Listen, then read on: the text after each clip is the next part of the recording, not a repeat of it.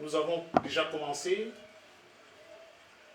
une et deuxième dans la série, une première et deuxième partie. Nous sommes toujours sur notre thème en ce qui concerne l'Église. Et aujourd'hui, nous allons continuer. Le but de ces enseignements, c'est quoi? C'est que nous allons partout, par-ci, par-là, dans des églises, dans ce que nous appelons églises, parce que vous allez voir qu'il y a une différence, une nuance, et Papa Touzola va nous apporter une lumière là-dessus. Nous avons dit qu'il y avait la parole de Dieu. Et un jour, cette parole-là s'est faite chair, et cette parole-là était à la fois la lumière. Et c'est cette lumière-là que le Christ laissa à ses disciples, afin qu'ils commencent l'Église. Parce que l'Église doit marcher avec la parole de Dieu, et cette parole de Dieu doit être éclairée par des révélations. Le Saint-Esprit sera là avec vous, ne vous inquiétez pas, je m'en vais, mais je vous laisse le Saint-Esprit, pour que nous marchions dans une parole qui est éclairée. Pourquoi est-ce que la parole doit être éclairée? Par des révélations. Une église sans révélation, un ministère sans révélation, c'est un ministère, une église qui marche sans fin. C'est pour cela que nous vivons toutes ces choses que nous vivons dans la pastorale aujourd'hui. Il faut qu'il y ait tout le temps l'esprit.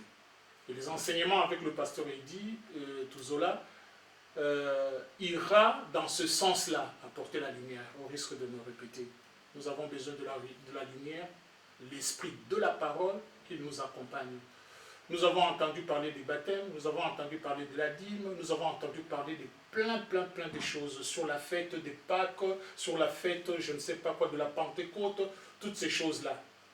Mais maintenant, nous, ce que nous allons faire avec Papa Eddy Touzola, c'est ramener toutes ces choses-là à la parole. Tu as entendu parler du baptême? Oui, c'est ce que tu as entendu.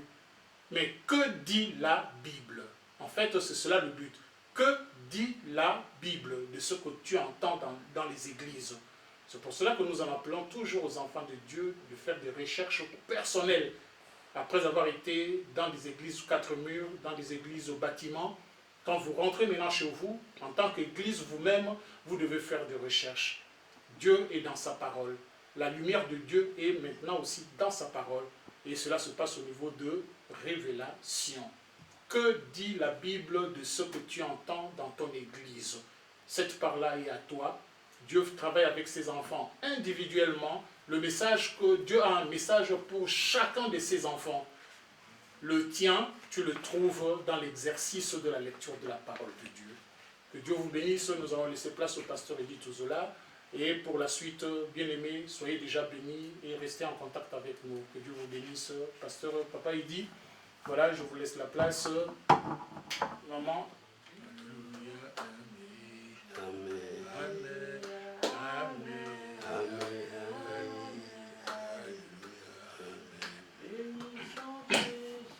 Amen. Bénissons Jésus. Amen. Bénissons Jésus. Amen. Amen. Alléluia. Alléluia. Amen. Alléluia. Amen. Amen. Amen. Élevons Jésus. Élevons Jésus. Jésus.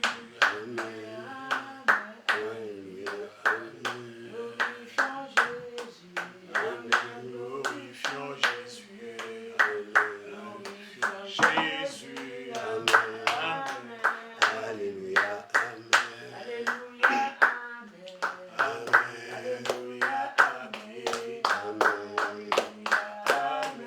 Amen. Alléluia. Amen. Alléluia. Hosanna. Alléluia. Hosanna. Alléluia. Hosanna.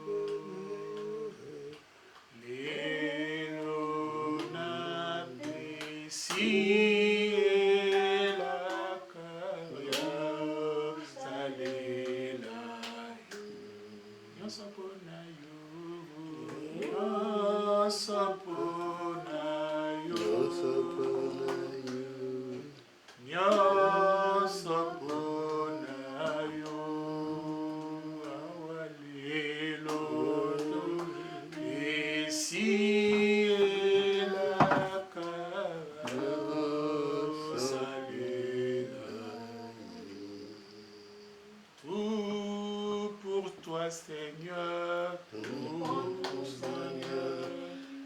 Oui, prends tout, Seigneur. Et l'on si la cava, oh, salé la.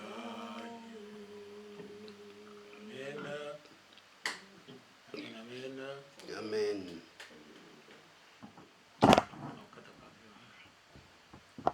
Voilà, frères et sœurs, que Dieu nous bénisse, que Dieu soit avec nous. Amen. Amen.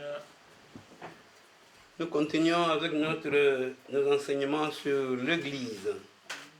Nous avons vu que l'Église vient du mot ecclésia.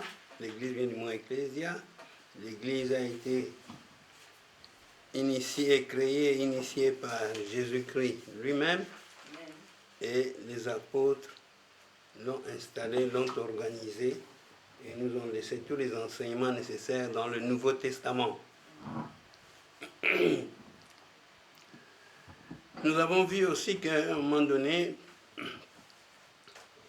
le mot Église est entré dans la Bible par le verset que le Seigneur Jésus-Christ a prononcé dans Matthieu 16, 18. Tu es pierre et sur cette pierre, je bâtirai mon Église. Ce verset est très important parce qu'il a créé, malheureusement sans le vouloir, ce verset a créé une grande controverse. Parce qu'à partir de ce verset-là, les gens, les premiers chrétiens, surtout les premiers chrétiens catholiques, ils ont interprété ce verset en disant que, quand Jésus a dit sur cette église, sur cette pierre, je bâtirai mon église. Donc pour eux et pour les catholiques, jusqu'à aujourd'hui d'ailleurs, ils continuent à y croire, l'église a été bâtie sur le fondement de Pierre. C'est-à-dire que l'apôtre Pierre, c'est lui la base, c'est lui le fondement de l'Église. On se comprend? Amen. Ceci n'est pas vrai du tout. Ce n'est pas biblique du tout. Parce que Pierre, l'apôtre Pierre, qui ne s'appelait pas Pierre, le nom de Pierre lui a été donné par Dieu lui-même. Il a changé de nom comme ça à certaines personnes, entre autres Pierre. Pierre s'appelait Simon, en fait. Il y a des gens qui disent Simon-Pierre. Ce n'est pas Simon-Pierre, il s'appelait Simon. Et puis après, Dieu lui a changé de nom, il a mis le nom de Pierre. Parce que Simon, ça veut dire tout simplement léger, quelque chose de léger, comme une feuille. Donc c'est léger, c'est une feuille. On peut vous souffler comme ça avec le vent, la feuille s'envole. Léger, c'est léger, c'est quelque chose qui n'est pas, qui ne reste pas en place, qu'on peut bouger, qu'on peut pousser, et puis ça tombe, ça disparaît. Qui s'envole à tout moment. Qui s'envole à tout moment. À tout vent, oui. Quelque chose en tout vent, quelque chose qui n'est pas solide, qui n'est pas stable. Même une personne qui n'est pas stable, on dit qu'il est léger. Oui. Alors qu'il faut être, si vraiment c'était il ne s'appelait pas Pierre, il devait être inébranlable, il devait être solide. Amen. Amen. Amen. Donc, Pierre ne peut pas être la base de l'Église. Papa dit, excusez-moi de vous couper, hein. Vous nous l'avez permis, de toute façon, vous avez dit. Oui. J'entends souvent parler de Céphas dans la Bible. C'était qui Céphas? Céphas, c'est Pierre en grec. Amen. C'est tout. C'est Pierre en grec. Voilà. Donc, ce verset-là, de Matthieu 16 à 18, si vous le voyez pas, c'est Matthieu, quand nous lisons Pierre, c'est Pierre que j'ai bâti mon église, ça c'est en français. Mais maintenant, dans la Bible originale, la Bible hébraïque, on a la Bible de départ, pas hébraïque, hébraïque c'est une façon, c'est le Nouveau Testament avant. Bon, mais la première Bible en latin, par exemple, traduite par le père Jérôme, c'est écrit en grec. Vous verrez que on a dit, quand vous regardez bien, maman, prenez un peu la Bible. Papa, vous aussi prenez la Bible. Quelqu'un a une Bible ici? Oui, c'est bon. Je voulais blaguer avec les enfants, mais les enfants ne sont pas là. Bon, prenez la Bible. Prenez les deux Bibles. Très bien. Prenez maintenant le verset. C'est Matthieu combien? Matthieu 16, je crois, 18.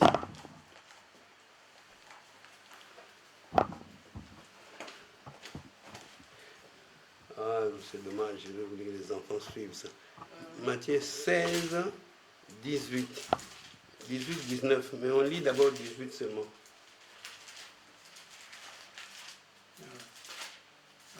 Matthieu 16, 18. 18. C'est bon, hein?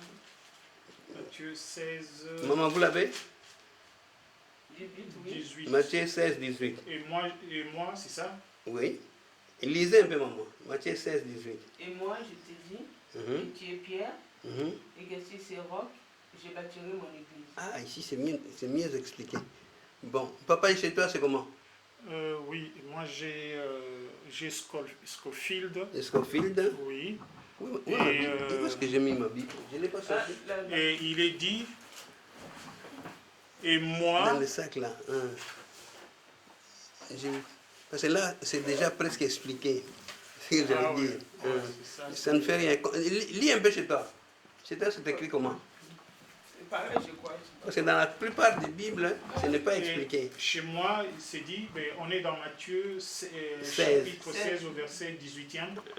Nous lisons dans le nom du Seigneur Jésus-Christ. Amen. Alors, nous lisons. Et moi, c'est Jésus qui parle, oui. Et moi, je te dis, tu es Pierre.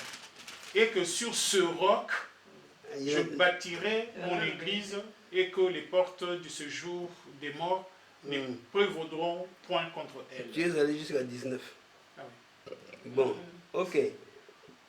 Je vais voir un peu chez moi. Chez moi, c'est écrit comment? Matthieu 16, 18. C'est là où on change déjà le Pierre. 18. Chez moi, c'est écrit. Et moi, je t'ai dit que tu es Pierre. Et que sur ce rocher, je construirai mon église. Malheureusement, enfin, c'est pas malheureux, mais dans les Bibles, ils sont sortis après. On a un peu changé pour que les gens comprennent d'emblée. Mais dans les premières Bibles, si on cherche une autre Bible ici, on verra une différence. Ou bien les Bibles. Sinon, j'ai Tob. Lis un peu Tob. Lis un peu Tob. Oui, parce que là, l'autre là dit, et moi, je te dis que tu es Pierre, et que sur cette pierre, voilà. je bâtirai mon église. Voilà. Ah, Recommence, maman. C'est l'ancienne version. La Sainte Bible. Oh, la Sainte Bible, ça ne veut rien dire. Ouais, c'est... Toutes les Bibles sont Sainte Bible. D'accord. Donc, nous lisons. Oui. Et moi, je te dis que tu es Pierre, et que sur cette pierre, Je bâtirai mon église et que les portes du séjour des morts ne pourront point contre elle. Bon, ça c'est, vous allez jusqu'à 19. Non, Bon, papa. c'est pas grave. Regardez maintenant, regardez bien ce verset. Vous l'avez lu, non? Comment sont écrits les deux pierres? Il y a deux pierres là. Oui. Mais il y a une petite différence. Oui, il y a Pierre, quand Jésus s'adresse à la personne Pierre, c'est avec un P majuscule. Voilà. Et la deuxième Pierre, c'est avec un P minuscule. Voilà. Oui. Et beaucoup de gens ne comprennent pas, ne se soucient pas pour savoir c'est pourquoi on a fait cette différence. Oui. C'est ce qu'on appelle un jeu de mots. Parce que les deux pierres, vous pouvez croire que c'est la même chose. Mais le fait déjà qu'un pierre, des deux pierres est un P majuscule, l'autre est un P minuscule, c'est que les deux pierres ne sont pas les mêmes. Vous comprenez? Amen. Les deux pierres ne sont pas les mêmes. Il y a une différence. Jésus a fait ce qu'on appelle un jeu de mots. Il l'a fait aussi dans Luc 9, 60, quand il dit laissez les morts enterrer leurs morts. Les deux morts là ne sont pas les mêmes. Ce ne sont pas les mêmes morts. Les premiers morts, ce sont des gens qui sont morts spirituellement, donc des morts spirituels. Ok? Ok? Tandis que les deuxièmes morts, ce sont les morts physiques. Amen. Amen. Il a voulu dire à ces gens-là qui ont dit que voilà, ce monsieur-là est allé enterrer son père, ou je ne sais pas qui, son beau-père, je crois. Jésus leur a dit, laissez les morts. Donc eux, au lieu de venir là où nous sommes, de prier avec nous dans la vie, non, eux, ils voient que l'enterrement de mort est plus important que ce que nous faisons ici. Donc ils sont morts spirituellement, ce sont des païens. C'est ça que Jésus voulait dire. Amen. Eux, ils sont des morts spirituels. Laissez-les enterrer leur mort physique. Amen. C'est comme ça que Jésus a dit ici. Pierre, tu es Pierre, et sur cette pierre, je bâtirai mon église. Mais ici, il y a encore une petite différence parce qu'il dit, sur cette pierre, je bâtirai mon église. Mais le pierre, parce que je me trompe toujours, il faut que je jette un coup d'œil. Mais le premier pierre, le pierre qui est en majuscule, c'est le premier. En grec, c'est Petros. Et Petros, en grec, veut dire quoi? Veut dire caillou. Un petit caillou là. C'est ça le Petros. Et c'est ça le pierre, la petite pierre. Mais c'est écrit en majuscule. Parce que c'est un nom d'une personne. On a mis ça en majuscule. Tandis que pierre en minuscule, c'est quoi? En grec, c'est Petra. Et Petra en grec, en français, c'est le rocher. Ou le roc. Quelqu'un a lu roc là? Roc, oui. Je crois que chez moi aussi c'est écrit roc. C'est écrit roc. Donc il y a une grande différence entre le caillou, le petit caillou, et le rocher. Le roc. Mais les deux, on peut les appeler pierres. Oui. Maintenant, comme il y a un homme qui est dedans, qui est entre les deux, et parmi les deux, on met aussi pierre en majuscule. Alors, donc c'est un jeu de mots que Jésus a fait, pour, comme je vous ai dit, comme dans Luc 9, 60. Pierre, donc, l'apôtre Pierre, qui était très léger, pas très solide, d'ailleurs il a régné Jésus. Vous vous rappelez de l'histoire? Quand Jésus était en jugement là-bas, quelqu'un lui a demandé, toi aussi tu étais avec eux, avec lui, c'est avec cet homme-là, il a régné 3 fois, avant que le coq ne chante. Donc c'est pour dire que Pierre n'était pas solide sur le plan de la foi, il n'était pas très solide. Vous voyez?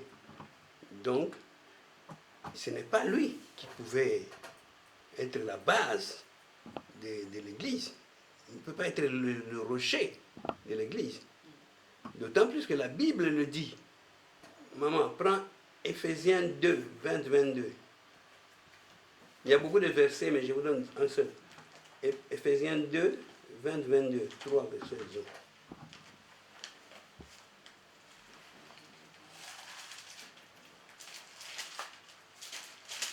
Éphésiens 2, 20, 22. Lisez. Éphésiens 2, 20, 22. Vous avez été édifiés sur le fondement des apôtres et des prophètes. Jésus-Christ lui-même étant la pierre angulaire. La pierre, il dit, vous avez été édifiés sur le fondement des apôtres et des prophètes. Oui. Mais Jésus-Christ lui-même étant la pierre angulaire. à la pierre angulaire. Ou on peut dire aussi la pierre d'angle. Vous savez ce que ça veut dire la pierre d'angle? La pierre angulaire. Pour comprendre ça, et l'Apocalypse aussi parle de pierre angulaire. Vous avez déjà vu construire une maison, il y a une bâtisse, une maison. Peut-être que vous n'avez jamais vu. Quand on construit une maison, en principe, quand on met les murs, surtout qu'à l'époque, il n'y avait pas de briques. On construisait souvent avec des grosses pierres. Aujourd'hui, on a des briques. Mais bon, parfois, on utilise aussi les pierres. Bon, mais c'est la même chose. Quand on doit construire un mur, généralement, on construit toujours on commence toujours par un angle. On met un mur à gauche ici, on met un mur comme ça et ça fait un angle. Alors, il y a une pierre qui est entre les deux murs. C'est celle-là qu'on appelle la pierre d'angle. On commence avec cette pierre-là.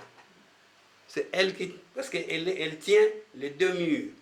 Vous comprenez? Oui, oui. C'est comme ça qu'on appelle ça la pierre angulaire. La pierre d'angle. C'est la pierre de base. On dit ici que Jésus-Christ étant lui-même la pierre angulaire, la pierre de fondement. Donc dans Éphésiens 2, 22. Lisez un peu 1 Corinthiens 3, 11. 1 Corinthiens 3, 11.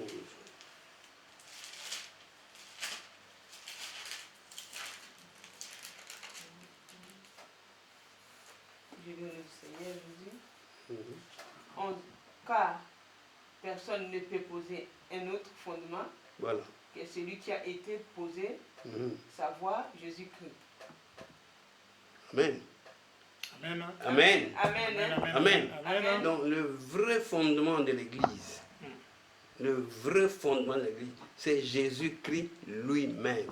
Amen. Il n'y a pas un autre fondement. Il y a d'autres passages qui expliquent ça encore. J'ai juste pris 2. Mais il y a d'autres passages.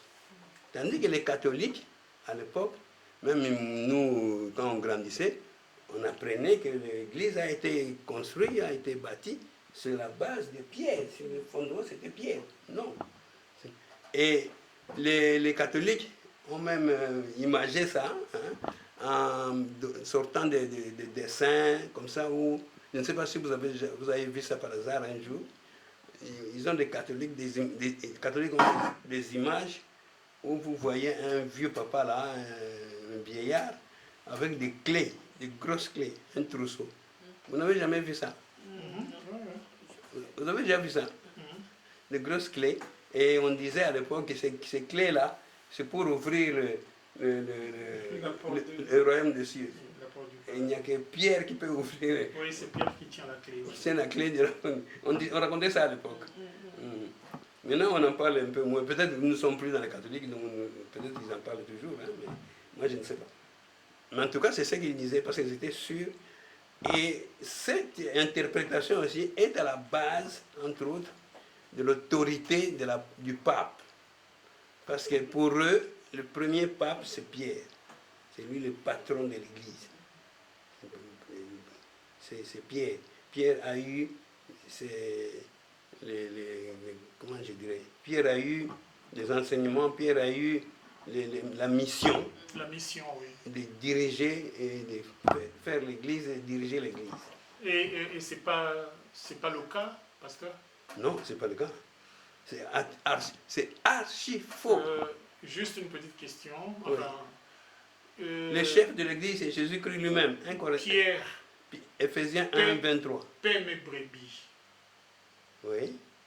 Et alors?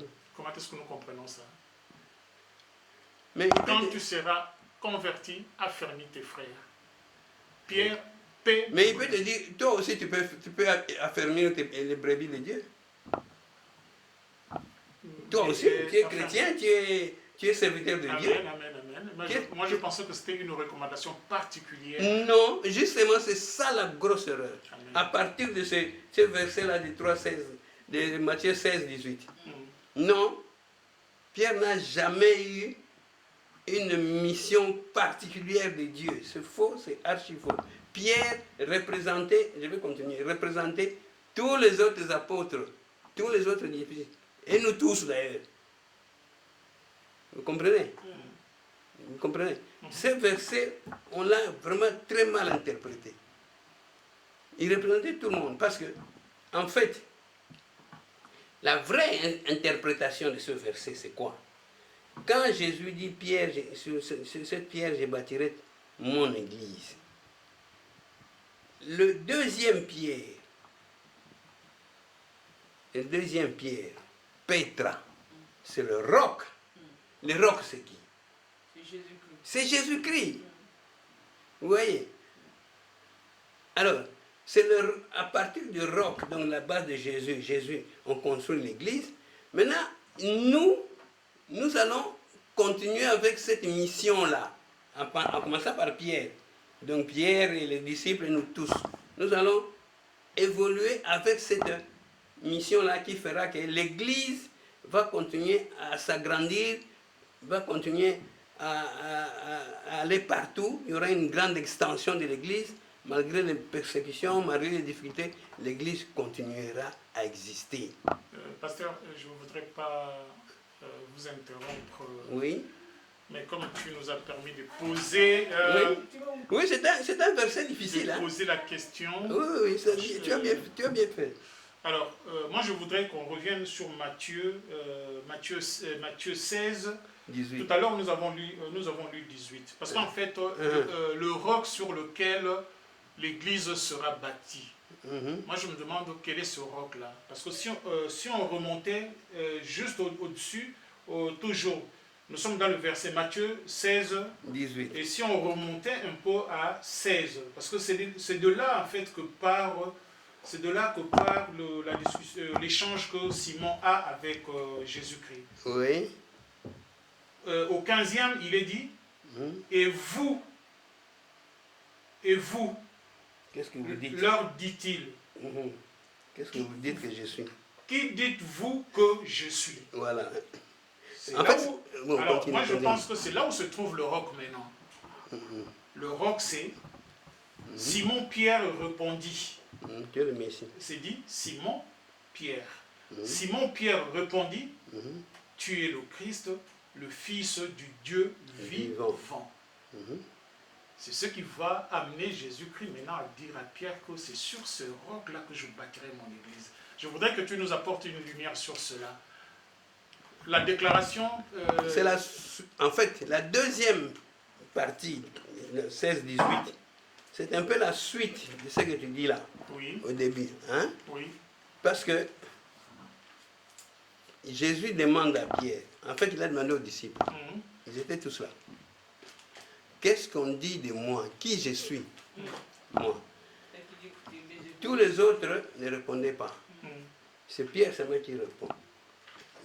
On dit que vous êtes le fils de Dieu. Non. Le fils de Dieu, le Christ a dit le Messie. On l'a envoyé.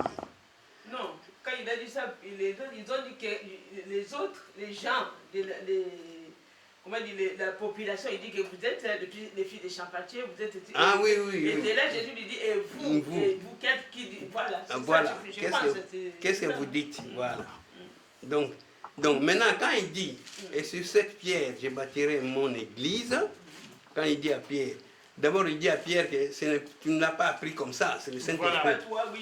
C'est le Saint-Esprit qui t'a informé, qui t'a appris ça. Autrement dit, oui, comme on m'a dit, le Saint-Esprit qui t'a révélé. Donc on parle d'une révélation. Oui, c'est une révélation, je ne refuse pas. Oui. Mais quand il dit, sur cette pierre, je bâtirai ton église, Et quand tu prends les autres versets plus loin, comme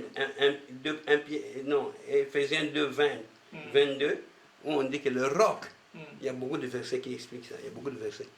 Le roc, le rocher, c'est Jésus. Amen. Amen. Amen, amen. C'est rocher. Maintenant, quand on dit sur cette pierre, je bâtirai mon église, c'est cette pierre-là qui est le roc, qui est le pétra. Ça veut dire que c'est Jésus. Amen. Quand il dit au début, il dit à Pierre, toi Pierre, non, toi, Pétros. Donc toi tu es un caillou. Tu es un caillou. Maintenant, c'est lui qui, le rocher, Pétra, c'est Jésus. Ça veut dire que toi le caillou, littéralement, si je dois expliquer littéralement, toi le caillou, tu dois devenir Pétra. Tu dois devenir rocher pour que l'Église évolue, pour que l'Église, qu'il y ait une grande extension de l'Église. Vous comprenez? Amen, amen, amen. Donc c'est un peu ça. Le deuxième Pierre là, explique tout simplement que Jésus, donc Pierre, le premier, l'homme, l'apôtre, doit se transformer, doit devenir, si je parle littéralement, doit devenir Jésus-Christ. Quand tu seras converti. Voilà. C'est la conversion. C'est ta conversion. C'est ta foi. Amen, amen. Hein? Pour que l'Église soit agrandie. Parce que l'Église, on verra ça plus loin, l'Église, quels que soient les problèmes qu'il a connus, quelles que soient les persécutions. D'ailleurs, lisez-moi la suite de Matthieu 16, 18. Lisez 19. 19 dit quoi? Nous sommes dans Matthieu 16, au verset 18. 19. Au verset 19, Matthieu 16, 19, Oui. nous lisons au nom du Seigneur Jésus-Christ. Je te donnerai les clés du royaume des cieux. Voilà. Ce que tu lieras sur la terre sera lié dans les cieux. Et ce que tu délieras sur la terre sera délié dans les cieux. Arrête un peu. Là, il parle à Pierre, qui est disciple, qui est serviteur de Dieu, on dirait aujourd'hui. Donc, je te donne cette puissance-là, que ce que tu lieras sur la terre sera lié au ciel. Ce que tu délieras sur la terre sera délié au ciel. Donc, il devient comme le roc, quoi. Voilà. Il devient comme le roc.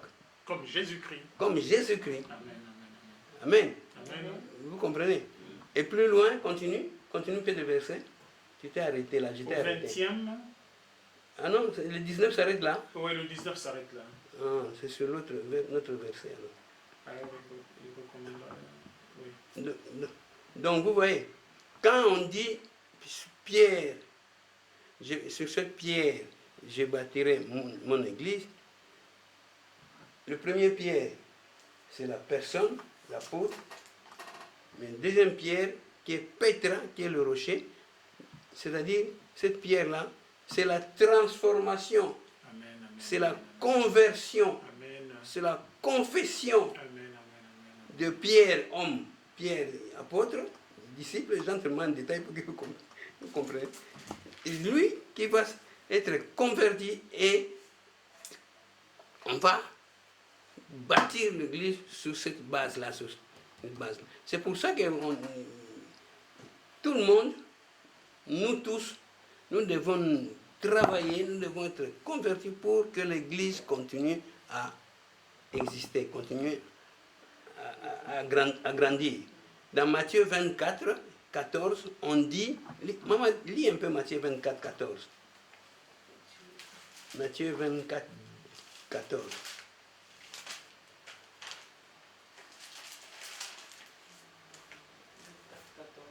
Ouais. Cette bonne nouvelle Ouais. du royaume sera prêchée Ouais. dans le monde entier pour servir de témoignage à toutes les nations. Alors viendra la fin. Amen, amen, amen, amen, amen, amen, Amen. Amen. Amen. Amen.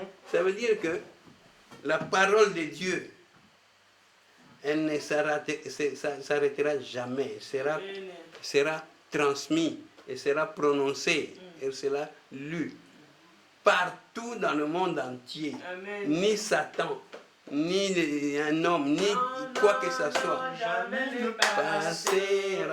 Voilà. La parole de Dieu jamais ne passera. Non, non, Non, non, non, jamais ne passera.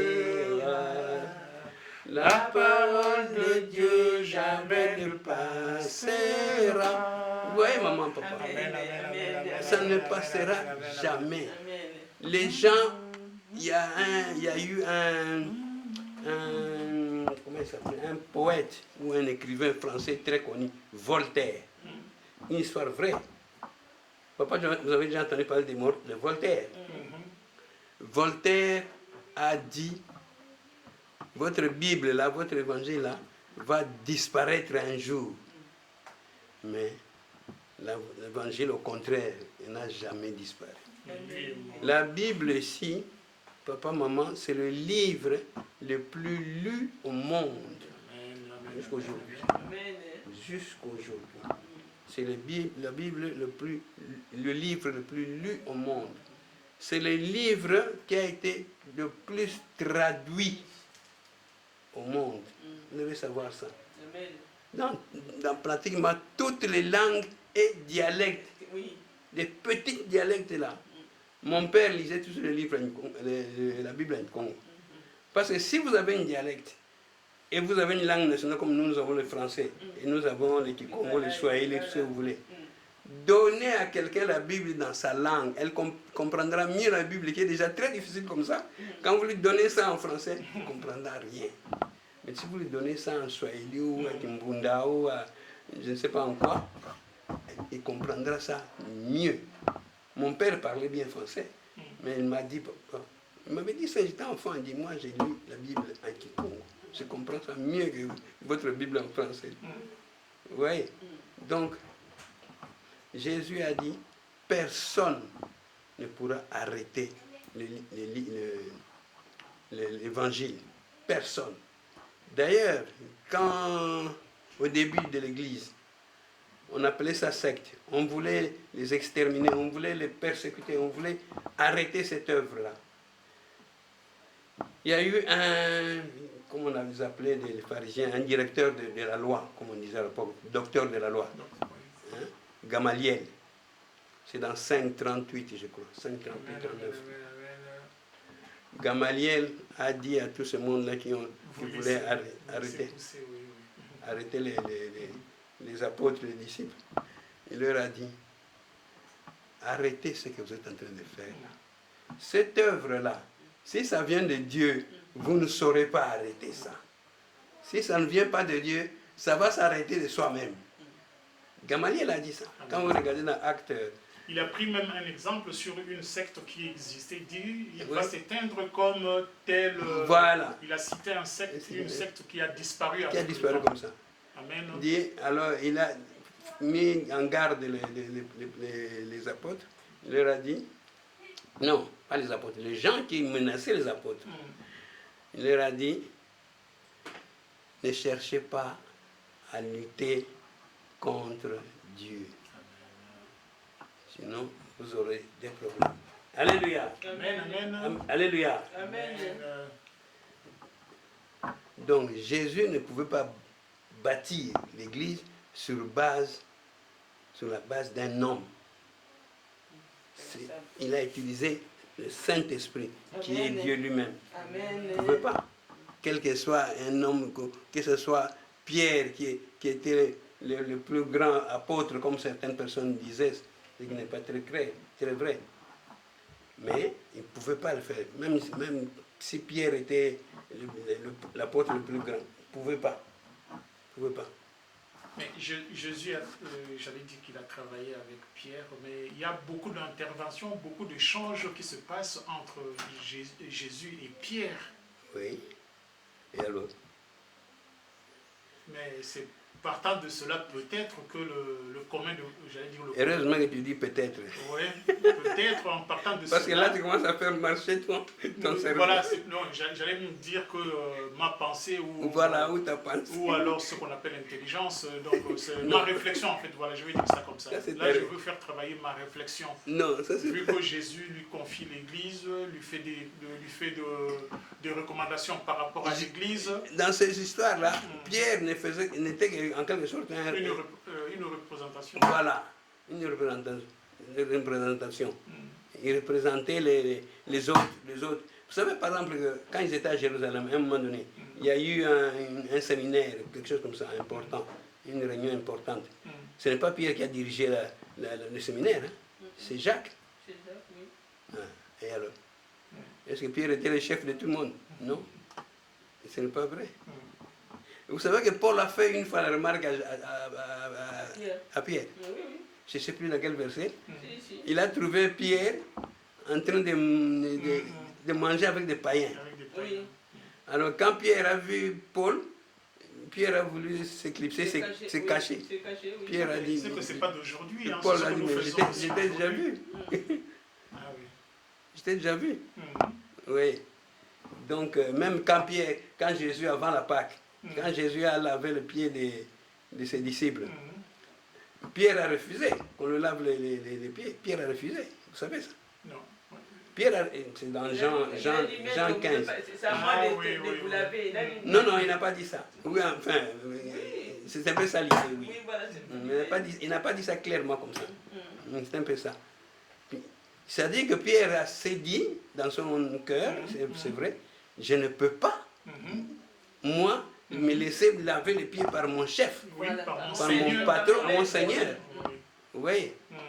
Alors que lui ne comprenait pas pourquoi Jésus lui lavait les pieds. C'est comme ça que Jésus lui dira, si je ne te lave pas les pieds, tu n'auras plus de part avec moi. Ça veut dire que tu n'auras pas le bénéfice, la mission que moi je dois te confier à tout le monde. C'est ce que ça voulait dire. Et Pierre finalement comprendra et va accepter qu'on le lave. Non, Pierre n'était pas, comme on dit, c'est-à-dire nous disons les choses de manière humaine. Nous pensons toujours que Pierre c'était le grand apôtre, le grand disciple, c'était le chef de tout le monde. Ce n'est pas vrai. Ce n'est pas vrai. Amen. Amen. Amen. Amen. Donc retenez la notion importante qui est ici, c'est que Pierre n'a jamais été la base de l'Église, le fondement de l'Église. Non. Le fondement de l'Église, c'est Jésus-Christ lui-même. Amen. C'est Jésus-Christ lui-même. Le rocher des siècles. C'est le rocher des âges, comme on dit.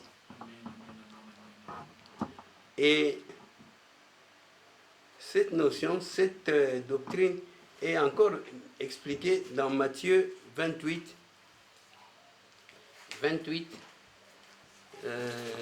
19.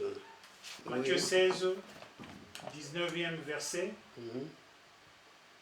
Allez, faites de toutes les nations des disciples, les baptisant au nom du Père, du Fils et du Saint-Esprit. Tu vois? Et ça, lisez encore Acte 1, 8. Lisez Acte 1, 8.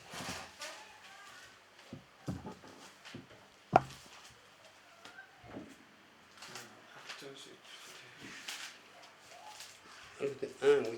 L'apôtre, le premier chapitre au 8e verset. Mais vous recevrez une puissance, le Saint-Esprit survenant sur vous, et vous serez mes témoins à Jérusalem. Vous serez mes témoins. Il parle maintenant à tous les apôtres qui sont là. Ok, continue. Vous serez mes témoins à Jérusalem, dans toute la Judée, dans la Samarie et jusqu'aux extrémités de la terre. Même à Courbevoie. Amen. Amen. Donc il parle aux serviteurs de Dieu, que nous sommes tous. Il dit, vous serez mes témoins. Donc vous allez transmettre tout ce que je vous dis. Amen. Amen.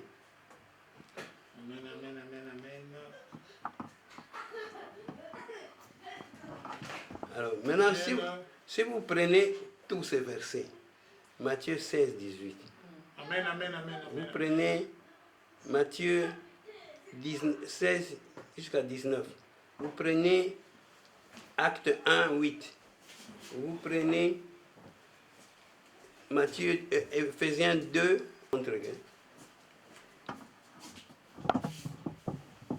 l'Église, c'est l'Église de Jésus-Christ. C'est lui l'initiateur. Amen. C'est son Église. Et personne ne pourra arrêter cette œuvre. Amen, amen, amen, amen, amen. Si l'Église, comme Jésus ici, évidemment, il faut que l'Église locale, en ce moment-là, soit vraiment installée, soit créée ou fondée sur base, sur l'inspiration de Dieu. Cette Église-là ne peut pas s'arrêter. On ne peut pas les détruire. Amen. Amen. Si c'est détruit, c'est que vous, les membres, vous avez laissé tomber, vous avez vos pingouins. Alléluia. Amen, amen, amen, amen, amen. Et que ni Satan, ni personne d'autre ne peut arrêter cette Église-là. Amen. Amen.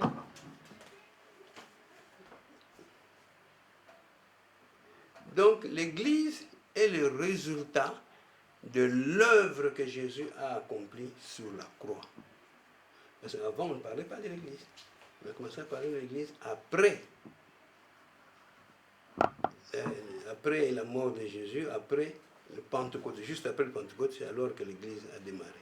Et la première prêche, première prédication, c'est l'apôtre Pierre qui l'a faite devant 3000 personnes. Donc c'est ça l'Église. C'est un résumé en fait de l'Église.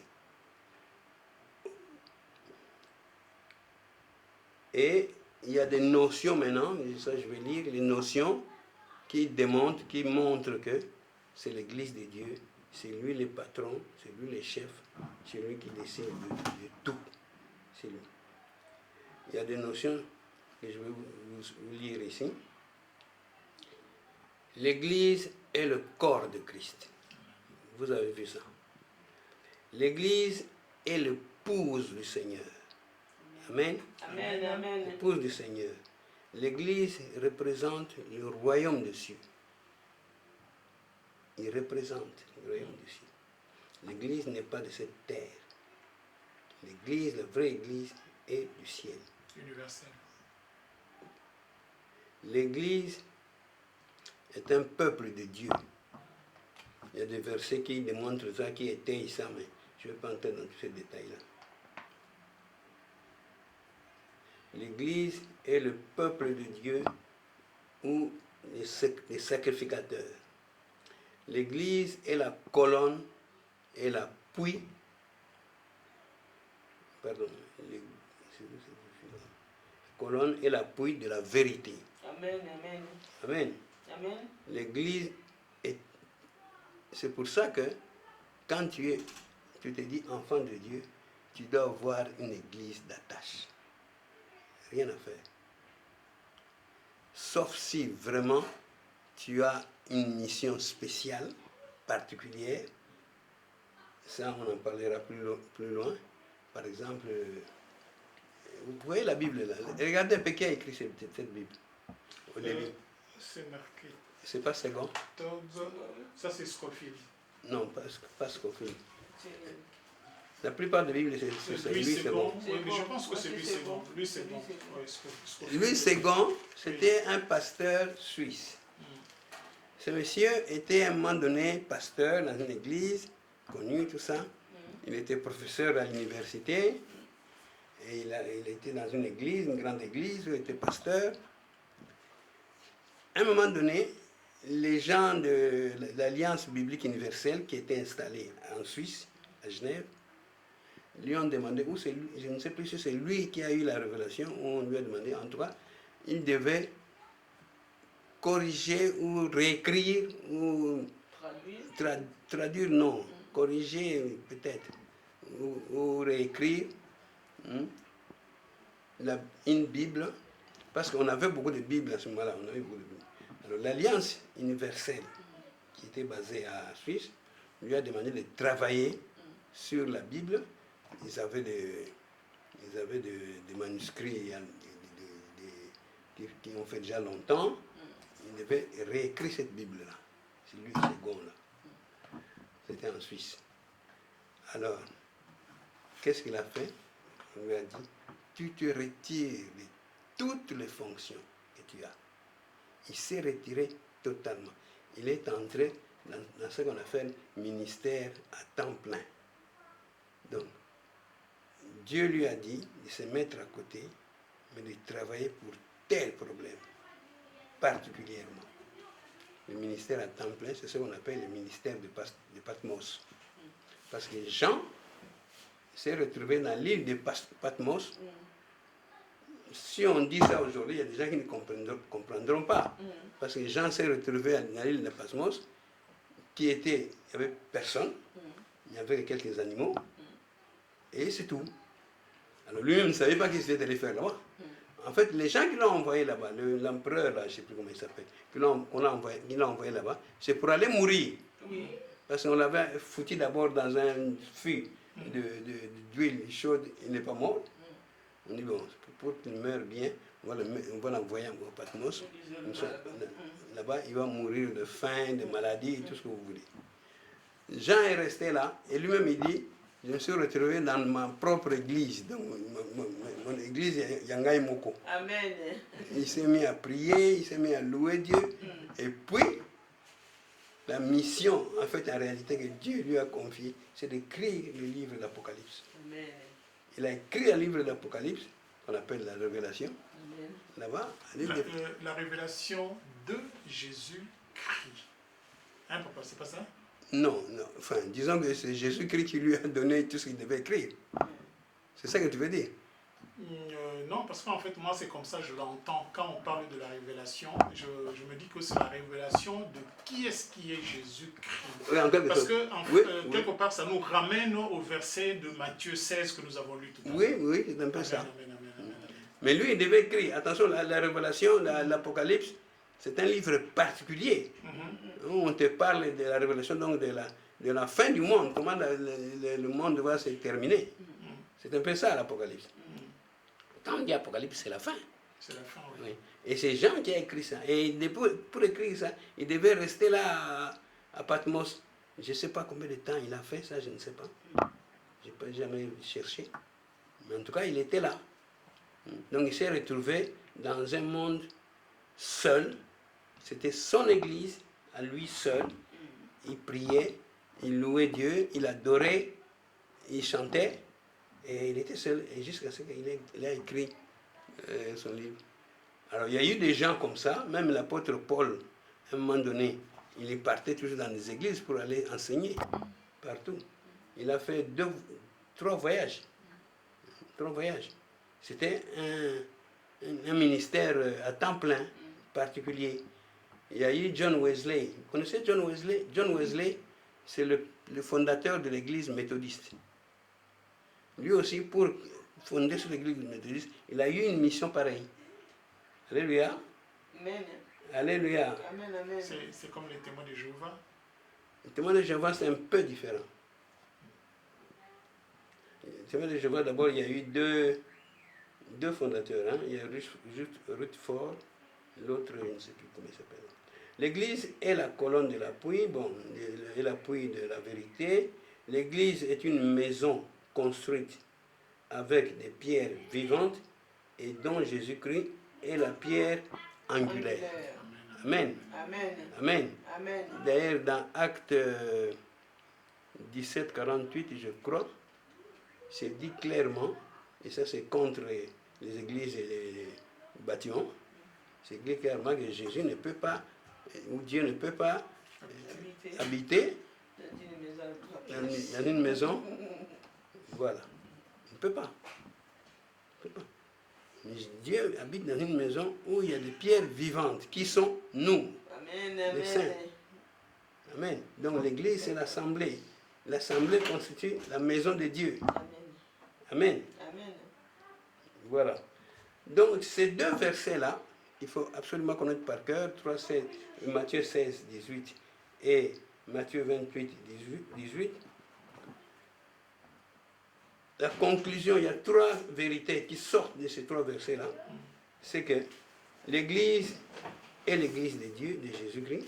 C'est Jésus-Christ son initiateur, c'est Jésus-Christ son chef, c'est Jésus-Christ son fondateur. Amen. Amen. Amen. Ni Satan, ni personne d'autre, ni aucune chose ne peut mettre fin, arrêter l'expansion de l'Église. Amen. Amen. Voilà. Est-ce qu'il y a des questions sur ce point-là? C'est un verset difficile, beaucoup de gens ne comprennent pas. Nous sommes des pierres Vivantes. vivantes qui constituons l'Église de Dieu. De Dieu. L'Église dont le chef est le Jésus-Christ. roc lui-même, le rocher de siècle lui-même, Voilà. Jésus-Christ. C'est ce que nous avons tiré de cet enseignement-là d'aujourd'hui. Et que Papa Touzola, le pasteur Eddy Touzola, je ne sais pas si vous avez un mot de conclusion. Les questions, comme je vous l'ai dit, les questions, nous aurons à faire une journée d'enseignement, là où nous allons faire cet échange-là, là où il n'y aura que de questions que nous allons poser par rapport à l'Église. La conclusion de cet enseignement était un enseignement très important. Amen. C'est la base de l'explication qu'on donne sur la fondation, la création de l'Église. Amen. Parce que l'Église aujourd'hui, n'importe qui dit c'est mon Église. C'est moi qui crée l'Église. Pas plus tard que hier encore au téléphone, qu'elle me parlait d'une femme qui doit être ordonnée pasteur ici à Paris, ces jours-ci. J'ai rigolé. Ce que j'allais continuer, mais je m'arrête là. L'Église, c'est quelque chose de spirituel. C'est quelque chose de divin. L'Église, ce n'est pas quelque chose d'humain. Non. Vous voyez. Donc, tout vient de Jésus-Christ, de son intérieur. C'est comme ça que nous parlons de l'Église organique. Toutes les églises qui sont ici, qui dans le monde partout là, ce sont des églises qui ne sont pas organiques. Ce sont des églises institutionnelles. Elles sont devenues comme des institutions. Écoles, universités, comme le Parlement, il y a des lois, il y a des statuts, tout ça. Mais l'Église, la vraie Église de Dieu est organique. Amen. Tout est vivant. D'ailleurs, quand vous prenez tous les images pour expliquer l'Église, vous verrez que tout est vivant. Toutes ces images-là sont vivantes. La femme, l'épouse, la famille, tout ça, ce sont des entités vivantes. C'est pourquoi on dit l'Église est organique. Si vous n'êtes pas dans une Église organique, vous êtes dans une Église humaine, complètement humaine. Vous voyez? Pour ne pas dire charnel. Charnel, voilà, charnel. Donc l'Église, ce n'est pas un simple rassemblement, parce que les gens peuvent penser que l'Église, c'est un simple rassemblement. Nous nous retrouvons entre 4, 5, 10 000, on dit, bon, on est dans une Église. N'importe qui peut faire ça. N'importe qui peut appeler les gens, dire, bon, on a fondé l'Église. Allez, nous commençons à chanter, nous commençons à louer. Non. Mais pourtant, c'est ce qui se fait aujourd'hui. C'est ce qui se fait aujourd'hui, malheureusement. Malheureusement. La femme dont je viens de vous parler, là, la femme qui sera ordonnée, son mari est pasteur. Tu comprends comment elle est devenue pasteur? Est-ce qu'elle a eu un appel? Je ne sais pas. Je n'ose pas me prononcer. Parce que pour moi, si tu n'as pas eu un appel, tu n'es pas pasteur. Et puis, bon, c'est pas le sujet d'aujourd'hui. Voilà, c'est ce que j'allais dire. Quand on parle d'appel, bon, c'est comme tu dis, mieux vaut ne même pas poser la question. Oui, c'est bon. Les appels, papa, il dit, Voilà. Nous bénissons Dieu pour ce moment. Ok. Nous bénissons Dieu pour ce moment. Les enfants de Dieu, quand ils se réunissent au nom de ce fondement, autour de cette pierre qui deviendra un roc, C'est ça, en fait, l'interprétation de ce verset-là. C'est ça. autour de ce roc-là, et nous allons voir que le bâton nous sera donné afin que nous parlions à ce rocher. Et le rocher, quand on lui parle sincèrement, il fait jaillir l'eau de vie. Il fait jaillir Jésus-Christ, il fait jaillir le salut, le ressuscité, notre Rédempteur. Nous osons croire cela, Elohim, Dieu Tout-Puissant. Nous savons que ce que nous faisons à cet instant n'est pas venu de nous, comme Christ dit à Pierre dans Matthieu 16. Le Christ dira que tu es Pierre, tu es béni.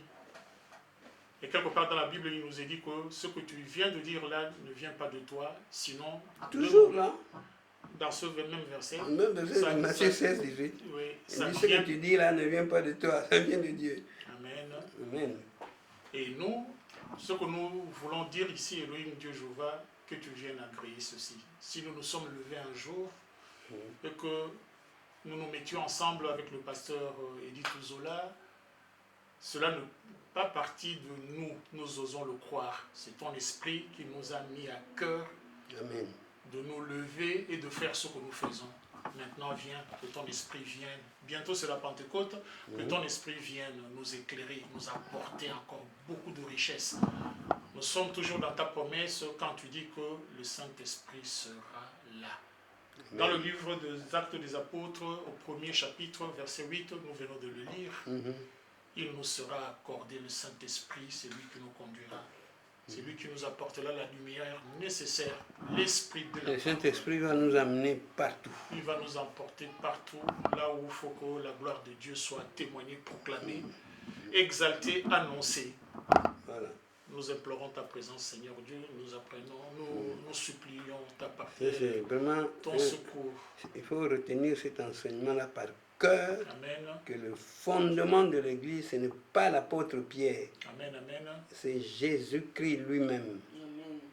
C'est Jésus-Christ le fondement. Amen. Maintenant, toi, enfant de Dieu, tu es Pétros, donc le petit caillou.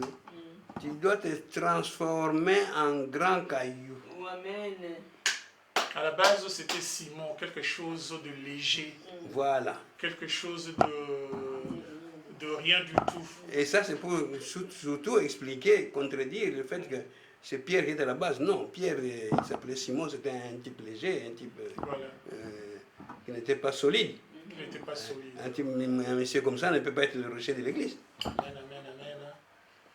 Mais nous allons voir toujours, si on vous a bien suivi, ce qui était rien, ces choses légères, pour ne pas dire frivoles, c'est cette chose légère. Voilà. Mais la grâce de Dieu l'a transformée voilà. en quelque chose de puissant. C'est ça. De léger, il est devenu un roc. Petra. C'est ce que Dieu fait de ses enfants. Il devient un roc. Il devient un roc. Nous devenons comme lui en fait. Ouais. Dieu nous a... Maman, lisez un peu votre traduction, votre C'est Matthieu 16-18. Qui parlait de roc? C'est maman ou papa, je ne sais plus. Je pense que c'est moi qui étais dans le roc. Parce que dans d'autres Bibles, on ne dit même pas roc, hein? On dit pierre. On dit Pierre, oui. Voilà. La différence, ce sont les PP. Oui, c'est moi qui avais roc. Il y a un P majuscule et un P minuscule. Au 18e, et moi je te dis que tu es Pierre et que sur ce roc, Voilà. sur ce roc je bâtirai Mon église. C'est sur ce roc. Une pierre qui est bâtie sur le roc. Donc, le pierre, là, c'est la transformation que vous devez subir, vous devez accepter pour devenir roc. Et Dieu nous accorde cela. participer à l'émergence, à la Comme nous construction. disons, il y a beaucoup de grâces, beaucoup de faveurs que Dieu a accordées à ses enfants tout le long de la Bible, tout le long de l'histoire de l'Église. Oui. nous sollicitons, nous demandons, nous supplions que ces mêmes faveurs nous soient accordées. Et maintenant, après, que sa volonté seule soit faite. Amen. Amen. Amen. Amen. Papa, il dit, Amen. nous prenons rendez-vous pour la suite la semaine prochaine. Si D'accord. Dieu nous garde et que Dieu nous garde, que nous nous rencontrions encore la semaine prochaine afin de pouvoir continuer à exploiter pour l'édification de l'Église ce thème sur l'Église. Oui. Amen, amen, amen, amen. Béni soit Dieu. Béni soit Dieu. Béni soit le nom. Béni soit le nom. Béni soit le nom du Seigneur Jésus. Jésus est le même, Oui, toujours le même. Béni soit le nom du Seigneur.